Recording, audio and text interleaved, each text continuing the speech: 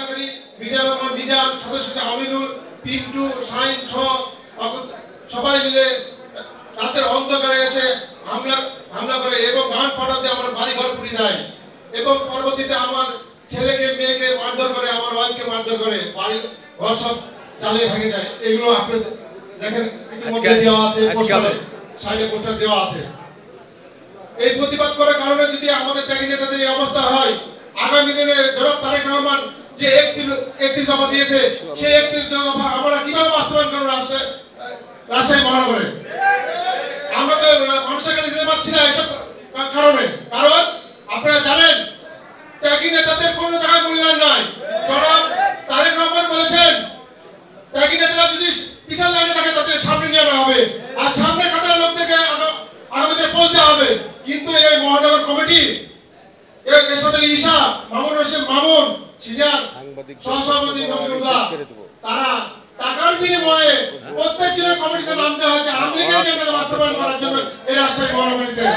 যেভাবে জাতীয় নির্বাচন মানুষের ভোটের অধিকারের জন্য আমরা যুদ্ধ করছি, লড়াই করছি, আন্দোলন সংগ্রাম করেছি এবং হাসিনার পতন করেছি, ঠিক একইভাবে মোটর শ্রমিকের যে নির্বাচন, এটা আমাদের প্রত্যাশা।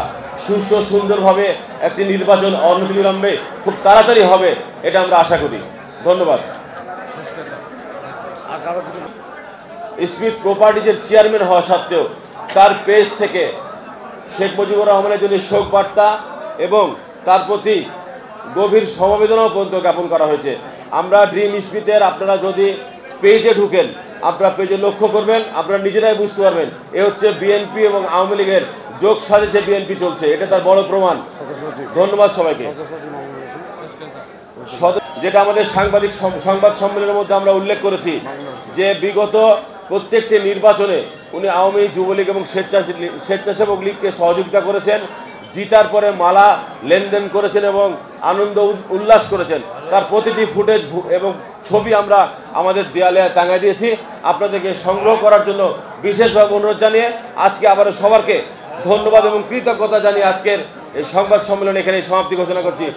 আমরা এখানে উপস্থিত প্রায় সকলেই রাজশাহী মহানগরের বিভিন্ন পর্যায়ে দায়িত্বশীল থেকে বিগত দিনের সকল ফ্যাসিবাদ বিরোধী ও গণতন্ত্র পুনরুদ্ধার আন্দোলন সংগ্রামে বিএনপি সকল কর্মসূচিতে সামনের সারি থেকে রাজপথে নেতৃত্ব দেওয়ার কারণে অতীত অবৈধ ফ্যাসিস্ট সরকার কর্তৃক অদূর অতীতে আমাদেরকে